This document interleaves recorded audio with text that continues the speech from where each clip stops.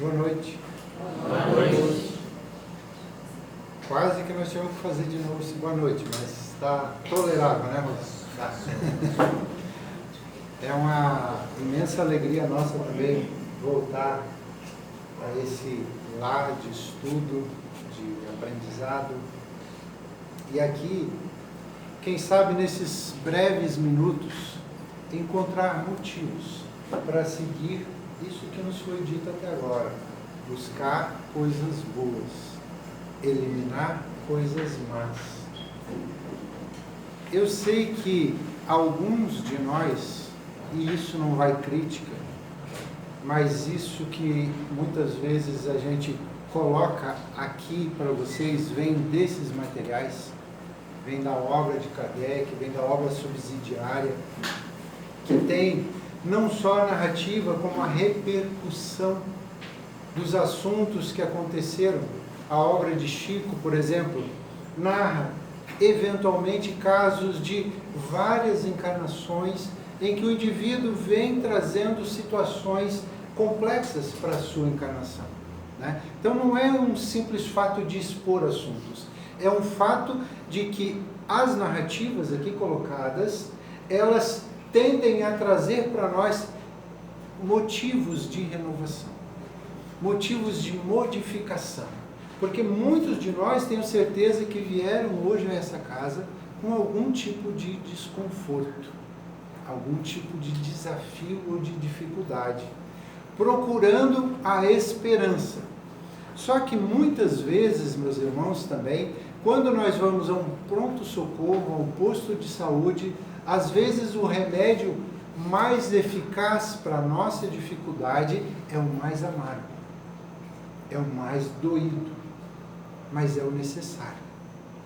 Então, nós viemos hoje aqui trabalhar uma ideia de vícios e virtudes, ou defeitos e qualidades, ou qualquer coisa que você use como parâmetro do lado bom e do lado mau, que estão onde? Dentro de cada um de nós. Eu sei que muitos foram pular ondas, que muitos comeram lentilha, não sei o que do porco, não sei o que, né? Não vai crítica, como eu falei antes, não vai crítica.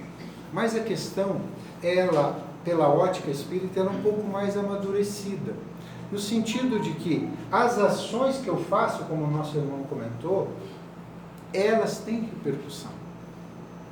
Qualquer ação, eu, por exemplo, poderia pegar esse copo, se ele estivesse cheio d'água, e jogar. E vocês? Poderia? Poderia. É legal? Vai fazer bem? Eu acho que não. Sabe? Ah, eu poderia xingar aquela pessoa dentro do meu lar? Sim, às vezes ela me falou uma palavra que não foi muito legal. Poderia? Poderia. Mas qual a repercussão disso ao longo do tempo? Então eu tenho que mensurar as minhas palavras, porque a palavra, depois que ela sai da boca da gente, ela não retorna. Ela às vezes fica reverberando no outro. Então muitas vezes, naquela hora, por um ato, um pensamento um pouco disforme com a lei divina, nós usamos uma expressão descortês, deselegante, diferente da que nós usamos aqui uns com os outros. Às vezes em casa, a coisa vai diminuindo, vai modificando. Às vezes no lar, às vezes no trabalho. Só que muitas dessas oportunidades, dessas situações, ali, pasmem vocês, nós nos mostramos como nós somos. Eu já citei aqui que muitos de nós, às vezes, vamos conhecer quem nós somos lá no banheiro público, onde você não está nem aí com quem vai limpar. Então você emporcalha a coisa toda. Só que aquilo ali é você. E você só não é assim mais vezes porque alguém te chamaria a atenção. Então isso que é importante eu pensar. Como eu sou com os outros quando eu estou a sós com eles. não é só o que eu falo, não é só o que eu faço, é também o que eu penso. Isso é importante. Se eu me irmã, tudo bem, eu que não gosto dessa pessoa. Quantas vezes a gente age assim? Só que isso é nosso. Eu tenho que tentar, à medida do meu esforço, ser verdadeiro. Porque quando eu sou verdadeiro, eu supero barreiras, limites. E pasmem vocês, a grande situação, a grande dificuldade, o motivo pelo qual nós vamos pular ondas, vamos fazer projetos para o longo do ano, às vezes diz respeito a superar o outro, a vencer alguém na empresa, não sei o quê. Mas, gente, a nossa oração deveria ser feita a Deus, no sentido de, Senhor, que eu conheça-me melhor. Porque nós somos seguidores, imagino, de um cara chamado Jesus, ou um Cristo. Alguém da qualidade de um Cristo, que veio, a pedido de Deus, nos orientar o caminho. E esse cara, ao longo do seu processo de encarnação aqui, ele nos ensinou o que fazer e o que não fazer. Aliás, esse cara aqui, ó, que a gente fala muito de Allan Kardec. Vocês já ouviram falar muito de Allan Kardec, né? Então, o Allan Kardec, gente, ele começou a trabalhar na doutrina espírita após os 50 anos. O Cristo começou o seu trabalho de divulgação após os 30 anos. E às vezes a gente quer resolver o problema do mundo em uma semana, em uma palestra. Ah, fulano devia estar aqui. Não é fulano que devia estar aqui. Quem está aqui porque tem que estar aqui. E essa informação é para quem está aqui. Então, eu sou, para começar, o maior responsável, porque eu tenho meu ouvido mais próximo da minha boca. E essa exposição eu já usei em outros lugares. Então, eu estou procurando virtudes que me possibilitam dar passos seguros rumo a uma melhoria, e vícios, porque são eles que me aprisionam ao que não é bom. Não são os outros, gente. Não adianta eu ganhar dinheiro, quase todo mundo pensa no bendito do dinheiro. Ganha dinheiro e começa a fazer besteira com o dinheiro. Começa a querer comprar, começa a querer utilizar o dinheiro de forma indevida. Dá mais valor ao que toca do que ao que sente. Só que quando deixa o que tem, que foi emprestado, que é a veste física, e não tem mais o dinheiro, aí vem o desespero. Tem aqui no Evangelho segundo o Espiritismo uma conversa com uma rainha, ou com duas rainhas. Uma delas se disse rainha lá. E aí diz ela assim: acaso te servem de joelhos? Ou seja, ela ainda não percebeu o seu estado atual, que é um estado de mudança. Lá não tem rainha, lá não tem professor, lá não tem médico, lá tem seres, filhos de Deus, com colheitas ou com desafios. Com tudo que nós vamos angariando ao longo de um período. E, pasmem vocês, na nossa sacola a gente já carrega sucessivas reencarnações. Essa é só mais uma. E é em cada uma delas que nós vamos mostrando a nossa melhor fase. Será? Aquelas pessoas que estão jogando bomba lá estão na sua melhor fase. Alguns poderiam ser canibais ainda. Hoje só jogam bomba. Mas onde é que está Deus? Deus está no coração de cada um. Deus está inspirando todos. Deus está dando potenciais e qualidade para cada um. E cada um usa, através do seu livre arbítrio, a forma que quiser. Até, também, infelizmente, a obra espírita nos conta, até na oração, nós às vezes nos atrapalhamos. Nós rezamos para que o outro se complique, para que o outro morra, para que o outro fique louco, para que o outro caia. Só que, gente, a oração é um contato seu com seu pai, que também é pai do outro. Aí é que está a grande questão. Eu tenho que pensar nisso. O mesmo Deus que é meu pai, é pai dos outros. E eu ouvi ao longo de muito tempo, muitas pessoas, inclusive minha mãe usava muito essa expressão, meu Deus. Acho que o mais correto seria nosso Deus. Porque Ele é Deus de todos, inclusive de quem nós não conhecemos e que talvez não conheceremos, porque a nossa casa planetária ela é muito grande, gente. E Deus está além de tudo isso e dentro de tudo isso. Porque toda vez que alguém que veio ao missionário, não, Mensageiros da Luz, veio ao Mensageiros da Luz e leva a luz aonde for. Só que tem uma expressão do Cristo que diz assim, tome cuidado para que a vossa luz não seja treva. Veja bem o que você está fazendo. Eu ouvi tal coisa, mas às vezes a gente já dá uma leve distorcida a nosso benefício. A grande questão é, o que é real, é real. Eu, para ser melhor do que eu sou, eu preciso admitir que eu também tenho falhas, que eu também tenho vícios. Mas eu também tenho que entender que eu tenho potenciais tão grandes,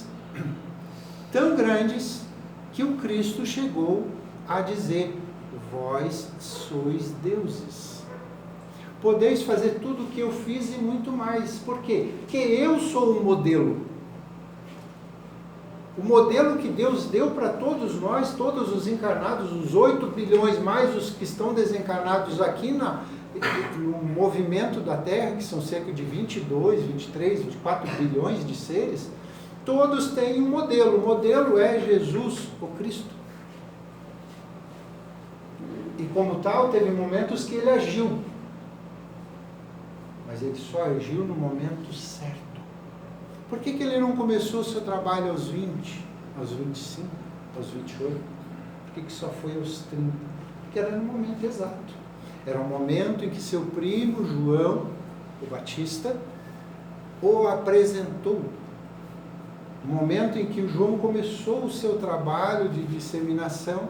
E eu sempre ouvi a expressão, arrependei-vos, pois o reino dos céus está chegando. Essa era quase que a expressão comum de João o Batista, que vivia no deserto, que só comia mel, frutos e outras coisas. Só que, entendendo hoje alguns dos pensadores atuais e modernos, a expressão ela não é bem assim, ela é um pouquinho diferente. Ajustai-vos, pois o reino de Deus está chegando. Ajustai os vossos pensamentos ao que está vindo, porque esse é o caminho. Deus está nos dando um caminho, o caminho é Jesus. Por exemplo, eu vou ler a Bíblia. A Bíblia é a vida de Jesus. Jesus é o modelo, Jesus é o guia, Jesus é o amor. E Ele é o que está a cada momento em que nós pisamos na casca de banana, Ele está ali para nos orientar a retornar, a levantar novamente, a dizer, poxa, errei. Aí a grande questão é, se eu vou para esse universo interno para começar a mudar, eu vou ter inúmeras decepções. Isso vai ser comum. Mas, poxa, tem até uma fala de Paulo aqui que diz o seguinte, na carta aos Romanos, no capítulo 19, ele diz assim: porque não faço o bem que quero, mas o mal que não quero, esse eu faço. Ou seja, às vezes eu quero auxiliar, às vezes eu quero ajudar de boa vontade, mas eu não me preparei o suficiente, eu não me ajustei ao mecanismo correto, à hora correta para fazer a coisa. E aí, eu pareço muitas vezes um elefante numa loja de vitrais. Eu quero limpar os copos, os talheres todos de vidro, mas quero tudo. Então, a grande questão é, eu tenho que analisar e mudar aqui dentro. Porque quando eu mudo, o mundo muda. As pessoas... Aqui a conversa fulana, né? Então, as pessoas entram por essa porta ali para conversar com alguém. E certamente alguns já entraram e sabem do que eu estou falando. As pessoas entram ali. Olha, eu estou com depressão, eu estou com problema, perdi emprego, eu isso, eu aquilo. E é uma série de dores, de problemas, de traumas que todos nós passamos ou carregamos ou estamos passando. A pessoa vai ali, ouve, troca informações, expõe o seu projeto ou o seu dilema.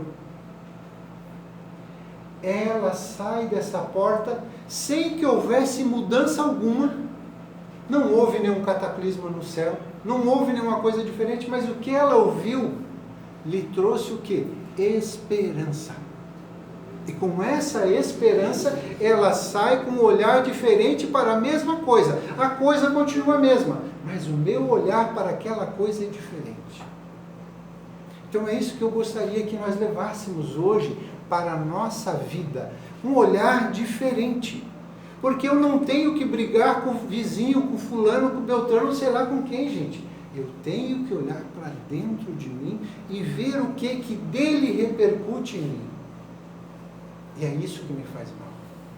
É isso que me aprisiona a eu alçar voos como borboleta. Eu continuo como lagarta, reclamando da outra lagarta que está na minha frente. Quer melhorar? Muda. Respeite-se, auxilie-se, ame-se, porque é quando eu busco dentro de mim potenciais que eu desconheço, é que eu começo a perceber que eu sou melhor do que eu imaginava que era. E que eu posso sim secar lágrimas, não só verter lágrimas para que os outros chorem. Não, eu posso criar esperança.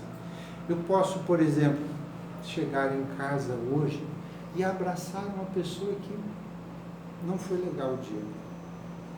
Eu tive alguma discussão, eu causei dificuldade para essa pessoa causou dificuldade para mim. Ah, vou esperar que... Não espere que a pessoa faça. Quem está ouvindo é você. Dê você o primeiro passo. Ah, mas eu tenho uma dificuldade grande, moço, muito grande, mas a pessoa já desencanou, já morreu, já foi para o lado de lá. Ela muitas vezes está ao seu lado, esperando que você a perdoe, ou que você se lembre dela, que você faça orações por ela, porque todos nós precisamos. Diz o nosso querido Francisco Cândido Xavier, que a dor da separação, ela dói dos dois lados. Tanto quem está aqui sente a ausência de quem foi, quanto quem foi sente a ausência de quem está aqui. Porque muito embora às vezes haja uma proximidade, não há um contato mais estreito, porque um pode tocar no outro. É como uma sombra, você passa. Nós podemos tocar. Nós podemos ainda, como filhos de Deus aqui encarnados, abraçarmos uns aos outros. E às vezes é o que nós menos fazemos. A gente olha para a dificuldade dentro da casa espírita. Ah, como fulano é. Ah, como Beltrano é. Não, como é que eu sou quando eu estou com Beltrano, quando eu estou com Ciclano? E o que eu posso fazer de diferente? Porque eu tenho uma obra de edificação do reino de Deus dentro de mim e eu estou deixando para amanhã. E já faz tempo que eu estou deixando para amanhã. Quando é que eu vou começar? Quando é que essa manhã vai chegar, gente? Eu preciso, sentar, abrir e ler. Porque senão a obra não vai entrar dentro de mim. Eu não vou saber o que eu estou fazendo. Só Senhor, eu errei, mas eu não sabia. Estou lavando as minhas mãos. Igual o Pôncio Pilatos. Lá, eu já falei isso várias vezes, né? Está cheio de livrinho empoeirando. Ah, a obra do Kardec é muito difícil e tal. Tem estudo na casa sobre a obra. Tem livros do Chico que explicam a obra. O que às vezes falta para a gente é boa vontade. Então a gente não quer. Então a gente arrumou uma desculpa. Quanto tempo a gente fica deixando o tempo passar, pegando? Se fosse dinheiro a gente rasgava, jogava no lixo. Mas é tempo que a gente joga fora. Na frente da televisão, na frente do celular, olhando para a vida alheia. Ah, se esse tempo eu usasse para olhar para dentro de mim. Eu estava falando para a Aline hoje, eu tive uma informação maravilhosa. Hoje eu tive uma informação maravilhosa. Uma moça que trabalha lá, numa padaria, ela passou em 3º lugar para medicina na UFSC. Quantas vezes eu fui lá, ela estava lendo, ela parava o atendimento, lia ou continuava. Então, tinha gente, ela estava ali, vai para casa, lê, estuda, aprende. Quem quer, gente, arruma um momento. Quem não quer, arruma uma desculpa. Ah, eu já sou velho. Ah, minha visão não sei o quê. Ah, quando eu leio eu não entendo. Ah, mas sabe, gente, quando eu começo a ler a obra espírita, o obsessor não deixa, eu fico com sono. O obsessor não deixa. Gente, não é obsessor. Deixa o obsessor na dele. É preguiça mental. Você não oxigena o cérebro, porque você precisa respirar de maneira correta. Quando você respira, você faz uma oxigenação completa e aí você consegue ler e não ter sono. Ler e aprender, estar ali. Eu li a página do começo ao fim, eu entendi a página. Ah, eu li, mas não entendi nada, porque eu estava pensando na vida dos outros.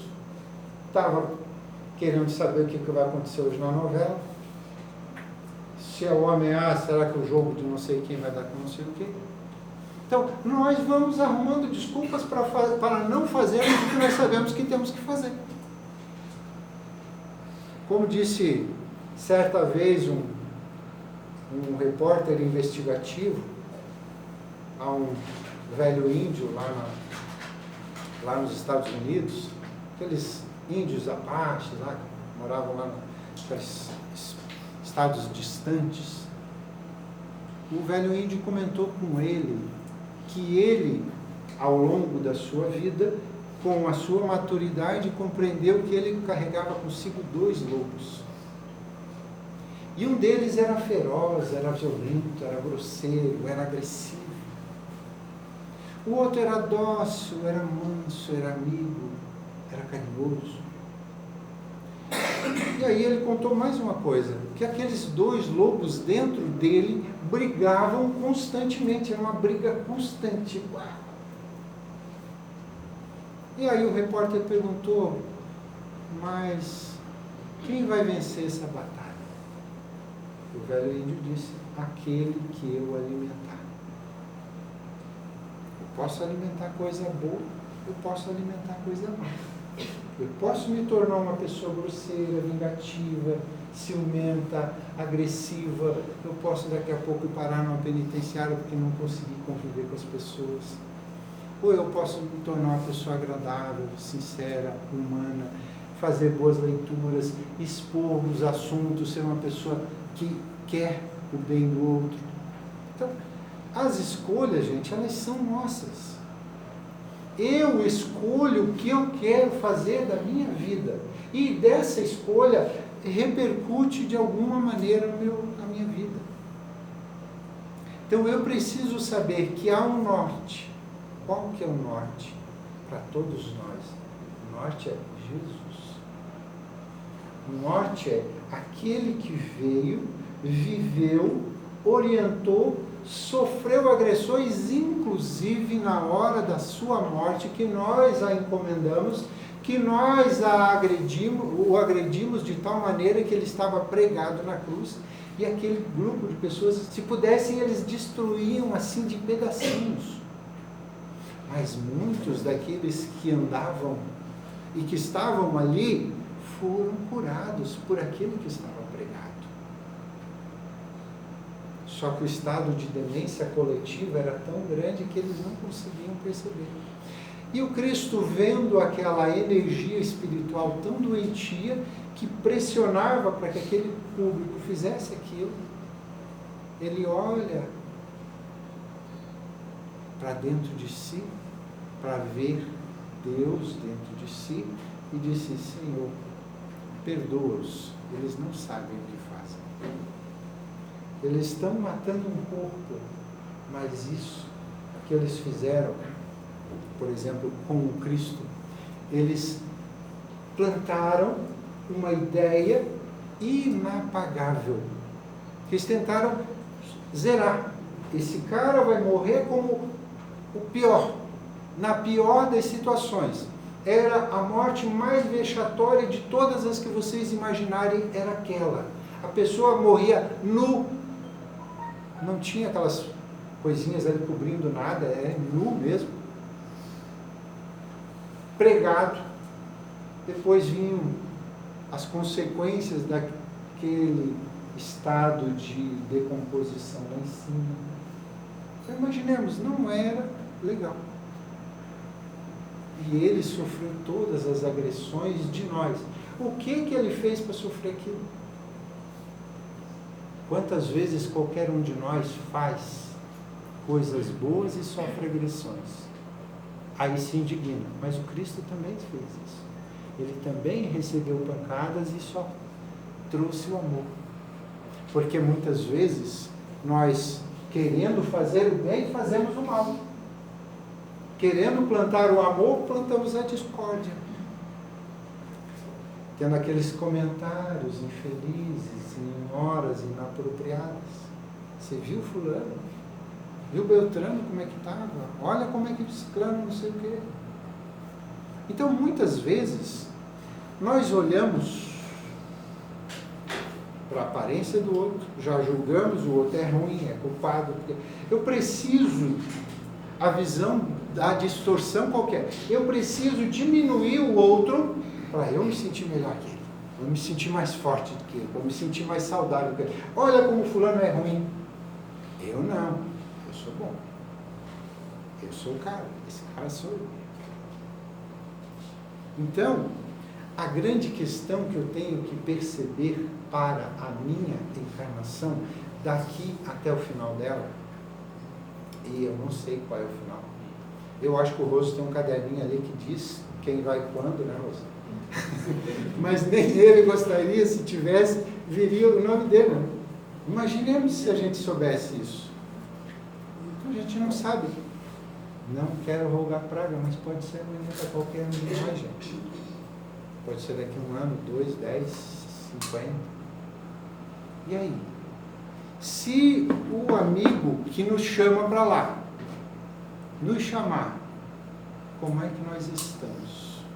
Estamos preparados? Será que até 2023, iniciando 2024, nós já demos todos os abraços que gostaríamos de dar? Eu pergunto para vocês, quantas vezes você fez para você o que gostaria de fazer? porque eu vejo muitas vezes as pessoas cheias de eu tenho o quê, mas é para os outros. Quantas vezes você botou o pé na areia da praia? Ou foi para um bosque ouvir o canto dos pássaros? Ou deitou na grama para olhar as formas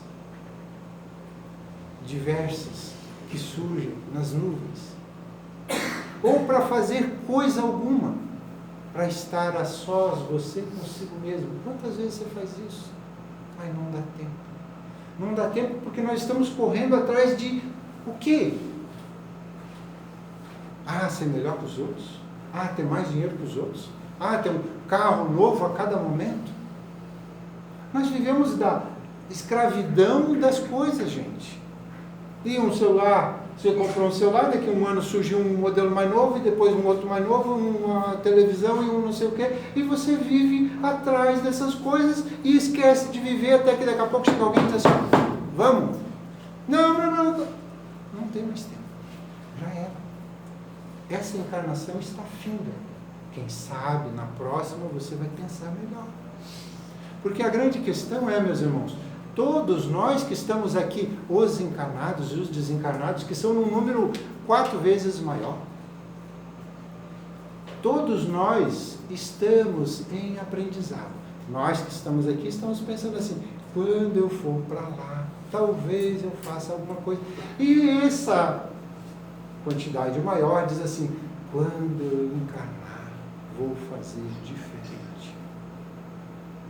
Então os projetos vão acontecendo, mas o seu projeto, o meu projeto é hoje, é agora.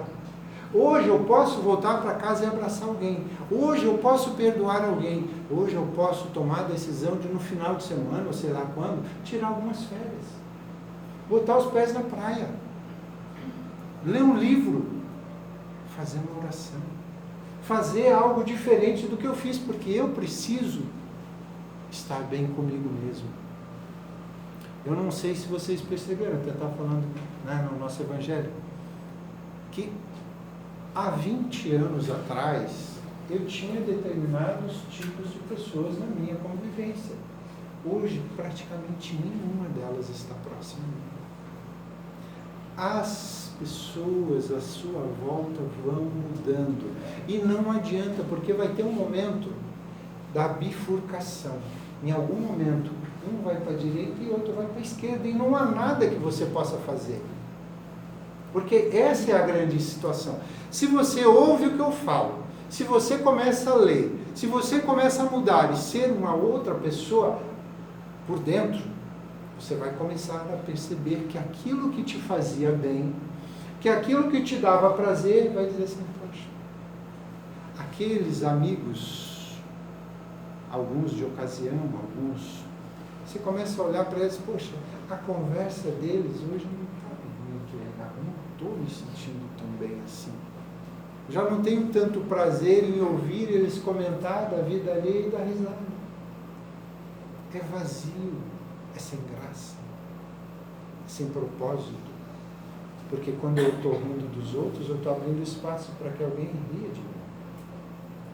Quando eu estou criticando quem quer que seja, eu estou abrindo espaço para o cosmo para que alguém dê risada de mim, que alguém critique a minha pessoa. A grande questão é essa. É que a segunda carta de Pedro, o Pedro, vocês sabem, né? Pedro era duro, era frio, mas o Pedro era centrado.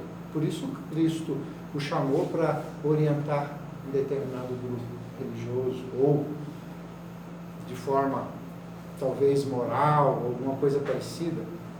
Alguns grupos tentam levá-lo como orientador daquele grupo, mas não é.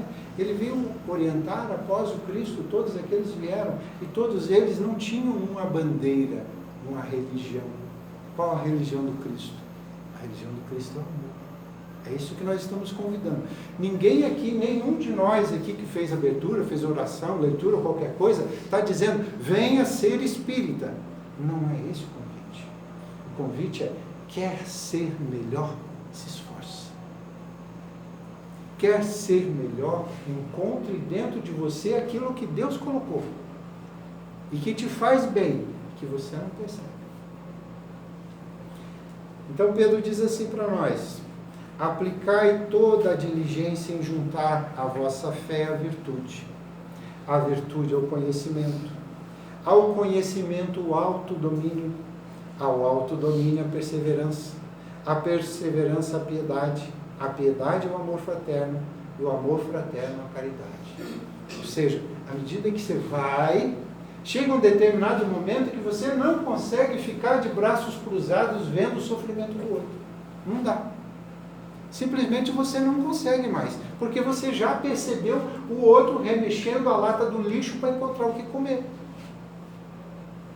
No mínimo você vai fazer uma oração. No mínimo. Então, a grande questão que nós vos convidamos hoje é: olhe para dentro de você com caridade. Perceba-se. Aceite-se. E procure, ao longo de 2024, aí, a partir disso, encontrar motivos para sorrir, motivo para ser mais leve. Não precisa brigar tanto, ser tão sincero. Comigo é tudo nos dentes, na faca nos dentes, qualquer coisa. Não, gente. Aqueles que são mais leves, aqueles que são mais fraternos, mais amigos, vivem mais, têm menos dores, têm menos traumas, têm menos problemas, tomam menos remédio. Hoje, 1 em cada 4 pessoas, se não me engano, toma algum tipo de medicamento para poder dormir. É normal? Normal não é. Já é alguma coisa fora de uma linha natural. A linha natural é eu chegar, botar a cabeça no travesseiro e descansar. Mas não dá, eu preciso de alguma coisa para me fazer eu dormir.